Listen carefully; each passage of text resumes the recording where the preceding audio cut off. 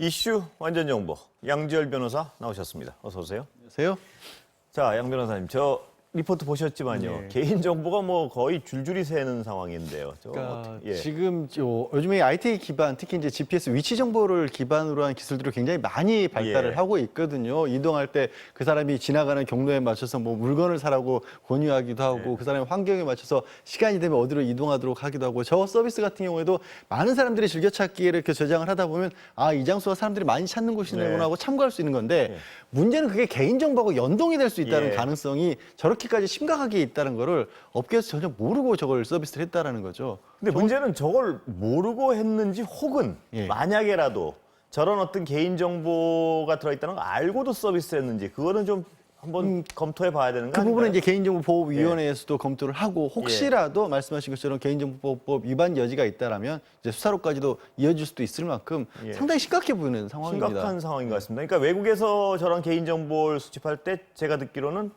어떤 어딜 가고 이런 건 물론 세세하게 그 수집을 하더라도 그게 누구라는 어떤 사실과 연결되는 건 절대 금지해야 되는. 그게 우리 개인정보법에도 그 예. 취지는 그대로 유지가 되고 있습니다. 예. 개인정보라고 하는 게 결국에는 어떤 특정 개인과 연결되어 있는 정보라는 걸 알 수 있도록 하는 것이 그렇죠. 개인정보거든요. 예. 근데 지금 저 서비스 같은 경우에는 뭐 물론 자기가 저장을 하는 거긴 합니다만, 주소가 됐든지 간에 개인의 어떤 뭐 내밀한 사생활에 관련된 예. 내용까지도 다 연결이 되고 있고, 그거를 위치 정보를 그 본인이 들렸던 곳을 공개하면 같이 연동이 돼서 공개가 되도록 돼 있거든요. 그래서 그건 심각한 문제가 예, 있는 상당히 것 같은데. 과실이 좀 커 보이는 그런 상황입니다. 예.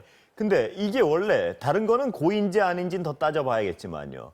그거 말고 기본 설정으로 돼 있다는 거, 이 정보 공개에 동의합니까가 동의한다는 게 기본 설정으로 돼 있다는 건 그 자체가 불법 아닌가요? 어떻습니까? 그걸 뭐 불법이라고까지 그거 단정 지을 수는 없습니다만은, 일반적으로 정부의 그 공고안에 따르면 비공개로 해놓는 게 권고안이군요, 맞죠. 그거는. 예. 예. 가이드라인이라고 하는 건데, 예. 그게 법적으로 강제성이 있는 건 아니지만 비공개로 하는 게 일반적이지 않습니까? 보통 다른 어떤 서비스를 이용해 보신 분들도 많이 뭐 선택을 내가 해서 공개를 한다거나 내가 이걸 가입한다든가 하도록 돼 있지, 처음부터 무조건 그거를 이용하도록 공개하도록 되어 있는 경우는 찾아보기가 어렵거든요. 그 부분도 잘못한 거죠. 저걸 아까 그 리포트 보셨지만 공개하느냐는 질문이 떠오기 전에 그 자판창이 확 올라와가지고 아예 안 보이는 상황인데요. 그러면 그러니까요. 그게 보이더라도 보통 기본 설정이 돼 있으면 사람들이 잘 무의식 중에 눌러버리는데 예. 동의한다고. 그게 안 보이고 휙 지나가면 자동으로 그게 공개로 한다는 건 약간의 고의성도 있지 않나 싶지 뭐 그런 부분들을 예. 확인해 봐야겠지만 저도 처음 봤습니다. 예. 그런 형태의 뭐 UI라고 보통 하지 않습니까? 예. 유저 인터페이스라고 하는데, UI를 만들면서 본인이 설정을 해야 되는데 입력을 하는 자판을 띄우게 되면 입력창이 가려지는 예. 이거는 그럼 대부분의 사람들은 모르고 넘어가는 게 그렇습니다. 오히려 그게 상식에 가까운 일인 네, 거죠. 예. 네.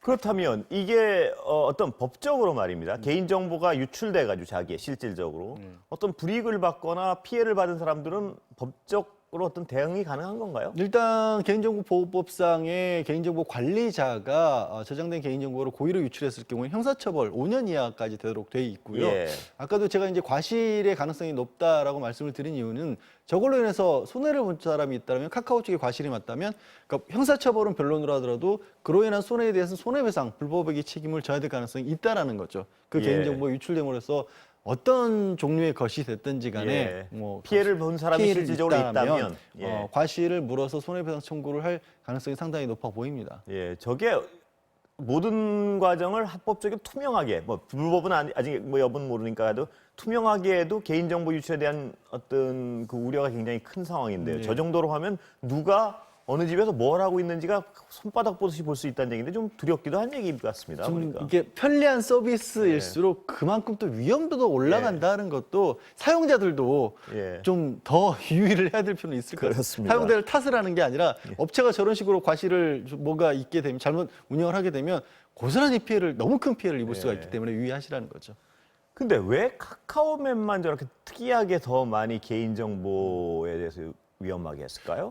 일단 보통 이제 저런 것들을 뭐 이 인터넷에서의 어떤 생태계라는 표현을 쓰거든요. 예. 그러니까 후발 업체이기도 하고 지도만을 가지고 거기서 뭐 수익성을 연결한다기보다 아까 잠시 말씀드렸지만 여러 사람들이 즐겨 찾는 곳들이 저장이 돼 있으면 다른 사람들도 그것을 자연스럽게 참고를 할 수 있고 거기서 이용하는 사람들끼리 생태계가 만들어진단 말이에요. 그런 어떤 가상 공간을 운영해 보려는 시도였던 것으로 보입니다. 좀 적극적으로 운영을 해보려는 시도 자체를 탓할 수는 없는데 그게 이렇게 잘못될 수 있다는 것을 뭐 왜 생각을 못했는지 이해가 안 가는 부분이죠. 그게 아까도 말씀하셨지만 분명한 거는 어디 예를 식당을 가고 언제 어딜 가고 하는 그 개인의 정보가 모이는 건 뭐 이용을 하기 위해서 당연히 모을 수 있다고 쳐도 누가 여기 갔는가가 그걸로 추정 가능하다면 그거는 굉장한 문제가 발생한다는 부분을 업체들도 근데 모르지 않았을 텐데 하는 그 갸우뚱하는 부분이 그게 이해가 잘 안 가는 상황이죠. 예.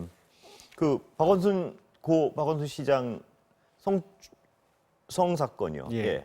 어떻습니까? 지금 그 법원이 그걸 인정한 첫 판례라고 볼 수 있나요? 그걸 판례라고 해야 할지는 잘 모르겠습니다. 그러니까 이거는 사실 그 피해자가 다른 가해자로부터 성폭행을 당했다는 재판을 받는 과정에서 그 가해자가 자신으로 인한 피해보다 박원순 전 시장에 의한 피해가 많다라는 식의 주장을 했던 겁니다. 그러면서 재판부에서 그 주장을 배척을 하면서 그러면서 박 시장이 성추행하는 것은 사실이다라는 식으로 이제 판결하는 과정에서의 전제 조건으로 얘기를 한 것이거든요. 그럼 법원이 박 시장이 성추행한 것은 사실이라고 인정했다. 이 표현은 맞는 건가요? 그 표현은 맞습니다만 이게 판결은 아닌 것인데 다만 보통 뭐 관련된 사안에 대해서 뭐 예를 들어서 공범이 아닌데도 불구하고 법원에서 그런 식으로 적시를 하는 경우가 아예 없는 건 아닙니다만 박 전 시장 같은 경우는 지금 본인이 재판을 받거나 다른 과정에서 그런 인정 사실 이런 것에 대해서 반박할 수 있는 상황이 전혀 없잖아요. 그래서 그거를 굳이 사실을 적시하면서 선고를 했다라는 부분이 조금 낯설긴 합니다. 조금은 이해가 안 가는 부분이 있는 과정이군요. 그 박근혜 전 대통령이요. 특정 판결 받았는데 이재용 회장의 재판에 영향을 미칩니까? 안 미칩니까? 지금 상황에서. 일단 뭐 이재용 부회장이 18일 날 선고를 앞두고 있습니다. 파기환송에서 항소심에서 선고를 앞두고 있는데 결국 박 전 대통령과 이재용 부회장은 이제 형법적으로 이른바 대항범이라 그래서 서로 마주보고 있는 거죠. 받았다고 하는 박 전 대통령의 유죄가 확정이 됐기 때문에 그러면 사실 이 판결이 확정됐다는 것은 반대편에 서 있는 이재용 부회장이 줬다는 것도 확정됐다라고 사실은 법적으로 평가를 해야 됩니다. 대법원의 선고 확정 판결이기 때문에 그런 의미에서 본다라면 말씀하신 영향을 받느냐는 뭐 굉장히 부정적인 그러니까 이재용 부회장 입장에서는 영향을 받는다라고 봐야죠. 근데 그 말씀하신 대로 받았으면 준 사람이 있는 거고 이게 어떤 단단히 연결된 사실들 아닌가요? 근데 그렇습니다. 이제 이재용 부회장 재판부는 그게 연결된 사실 자체는 부인하지 않으면서도 어떻게 좀 뭐 이런 느낌이 있는 거 아닌가요? 그렇습니다. 지금? 그래서 그 부분에 대해서는 다툼이 아예 없고요. 뭐 대법원에서 확정한 부분은 사실관계는 다툼이 없는 거죠? 따질 수가 없는 겁니다. 받은 사람 있고 준 사람이 있다는 거. 그건 흔들릴 수가 없는 거고 다만 이재용 부회장의 파기환송심에서는 이게 삼성의 준법감시위원회라는 것을 만들어서 그러니까 이 재판부에서 요구를 한 겁니다. 어떻게 하면 삼성에서 다시 한번 그런 비슷한 사건들이 반복되지 않으리라 보장을 할 수 있느냐, 당신은. 그래서 그거에 관해서 미국 같은 경우에 사례를 예로 들면서 기업이 준법감시위원회를 운영을 하고 있다라고 하니까 삼성에서 즉각 지난해 초기에 그걸 출범을 시켰거든요. 그리고 최근에 재판은 그 준법감시위원회가 잘 작동할 것인지 말 것인지를 두고 재판에서 계속 이 논쟁이 벌어졌던 겁니다. 제가 상식적으로 정확히 이해가 가는 게 어떤 잘못에 그것도 어떤 사소한 잘못이 아니고 굉장히 어떤 큰 잘못한 그리고 현직 대통령이 저렇게 지난 대통령이 20년이 넘는 형벌을 9년을 살고 있는데 그거에 어떤 한 축에 있는 사실관계의 다른 쪽에서 앞으로는 그러지 않는 제도를 마련했다고 해서 그 죄를 면해준다는 게 이게 상식적으로 잘 이해가 안 되는 부분이 그러니까 뭐 아직 결과는 안 물론 나왔지만요. 아직 결과는 안 나왔고 그리고 더 문제는 한 가지 더 꼭 짚어야 될 부분은 사실 이재용 부회장은 그 뇌물을 주면서 삼성 돈을 빼서 줬기 때문에 그게 횡령인 거죠. 삼성도 피해자인 셈인 겁니다. 그런데 기업도 피해자란 말씀이시죠?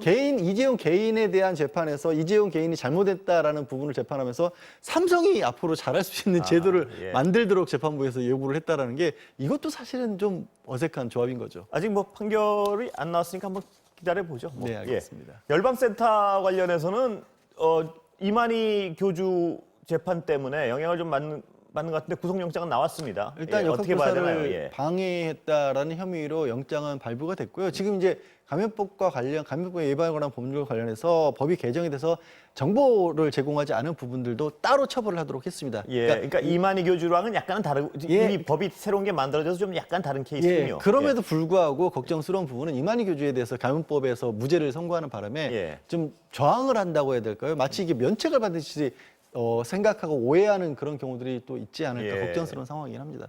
말씀하신 그 상황이 일어나고 있는 것 같은 게 1,300명이 무려 검사를 안 받고 있다고 하는데 네. 큰일입니다. 이 설을 놔두고 지금 전 국민이 어떤 방역 때문에 자영업자들은 지금 장사 못해서 망하고 뭐 이런 상황에서 1,300명이 검사를 안 받고 있다. 게다가 말씀하신 1,300명 안 받았는데 받은 한 1,000명이 못 되는 사람들 중에 600명이 넘게 나왔거든요. 예. 확진자가. 그러니 이거는 뭐 지금 뭔가 어딘가에 숨어 있는 확진자들이 굉장히 다수가 있다고 볼 수밖에 없는 상황인 게 큰 걱정인 거죠. 예. 오늘 여기까지 듣겠습니다. 감사합니다. 네, 고맙습니다.